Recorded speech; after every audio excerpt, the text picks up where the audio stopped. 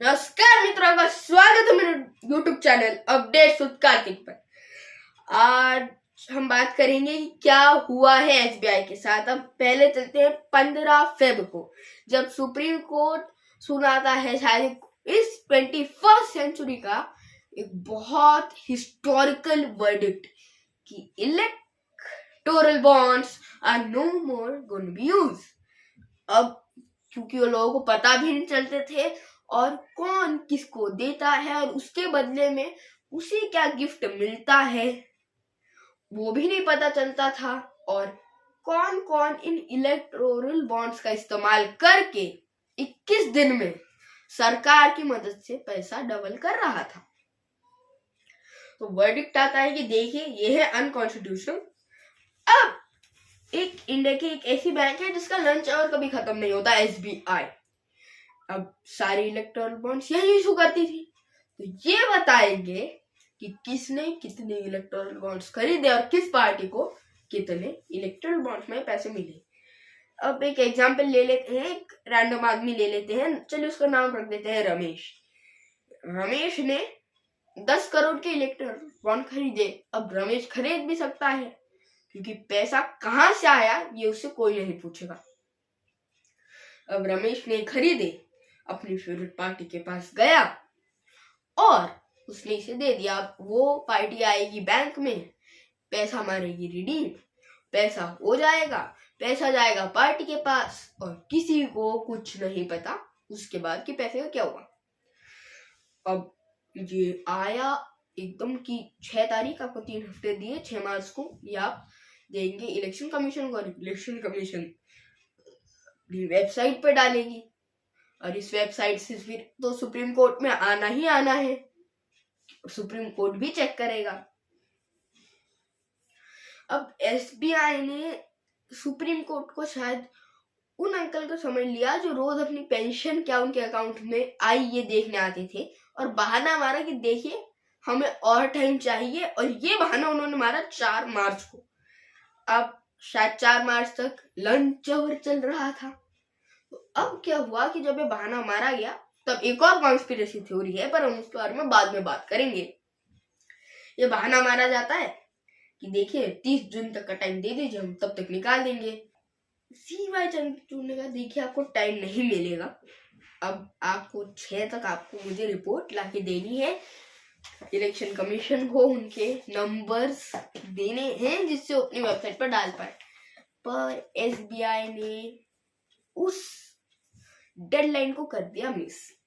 अब उनपे कंटेम्प्ट तो लगा है और ये कंटेम्प्ट किसी तरह 11 मार्च को चालू होगा, पर 11 मार्च एक बहुत स्पेशल तारीख बन जाती है क्योंकि 10 मार्च को जो पिछले लोकसभा यानी जनरल इलेक्शंस हुए थे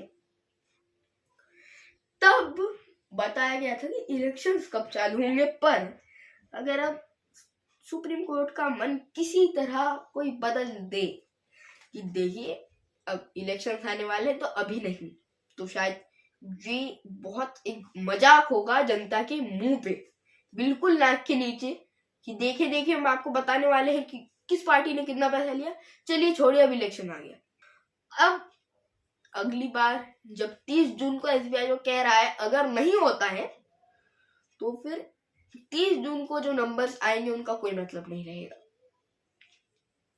क्योंकि हमें पता ही नहीं किसको कितने गिफ्ट दिए गए और उसने सरकार को या फिर किसी पार्टी को कितने गिफ्ट दिए। अब दूसरी कॉन्स्पिरेसी थ्योरी जो जिसके बारे में हम बात करेंगे वो थी कि SBI भी सत्ता के चरणों में जाके बैठ गया। SBI भी सत्ता के सामने जुट गया और अब सत्ता की शक्ति से SBI भी वो एक आखिरी प्यादों में से कुछ था जो कुछ कर सकता था, अब वो भी गया। पर अब कंटेम्प्ट ऑफ कोर्ट अगर नहीं बंद होता है तो क्या होगा। अगर मामला चला और SBI ने निकाल दिए, नंबर्स निकाल दिए, और फिर क्या होगा, क्योंकि अभी जब वो नंबर्स आएंगे तब भांडा नहीं फूटेगा, तब पूरा का पूरा एक बहुत बड़ा टैंक फूटेगा, बम फूटेगा इलेक्शन के बीच में जब नंबर्स निकलेंगे, क्योंकि तब हवा जो चल रही थी किसी नेता की शायद वो बंद हो जाए, जिसकी नहीं चल रही थी वो तूफान बन जाए। अब एक आखिरी बार मैंने कुछ लोगों को कहते हुए सुना जब ये वर्डिक्ट निकला कि एसबीआई कैसे निकाल देगी, क्योंकि एसबीआई ने एक और बहुत चालाक बहाना खेला था, एक चालाक चाल चली थी। देखिए, हमें टाइम लगेगा, 2 अलग अलग शीट्स पे लिखा है कि किसने लिए और किसने रिडीम किए, पर फिर एक और बात आती है, क्या ये डिजिटल नहीं है? और ये डिजिटल क्यों नहीं है? क्योंकि 2015 के बाद भारत में हर बैंक ने अपने रिकॉर्ड डिजिटल किए थे, तो एसबीआई मजाक कर रहा था लोगों के साथ, क्योंकि रूरल इंडिया में तो एसबीआई के बैंक में बहुत सारे फॉर्म भरे जाते हैं, पर एसबीआई क्या उन्हें डिजिटल नहीं बना रहा था, स्कैन करके इलेक्ट्रॉनिकल या फिर डिजिटल नहीं बना रहा था? और क्यों इन 22,000 बॉन्ड्स को एसबीआई स्कैन नहीं करना चाहता और उन्हें डिजिटल नहीं बना सकता? और फिर अगर है पेपर बॉन्ड्स हैं, पेपर पे आपने लिखा है, क्योंकि आप अभी भी अंग्रेजों के टाइम में रहते हैं और आप डिजिटल इंडिया का पार्ट नहीं बनना चाहते, तो सुनिए, क्योंकि कुछ बैंकर्स, एलीट बैंकर्स ने कहा है, जो इस इंडस्ट्री में बहुत सालों से है, कि 2-3 दिनों का भी काम नहीं है एसबीआई को इन इलेक्ट्रॉनिकल बॉन्ड्स को टैली करना, कि किसने कितना खरीदा और किस पार्टी को कितना मिला। पर शायद एसबीआई भी बादशाह के सामने कुछ नहीं कर पा रही और एसबीआई सत्ता की शक्ति के सामने झुक गई।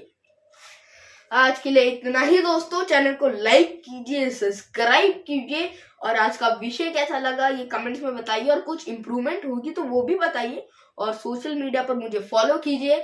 जय हिंद, जय भारत।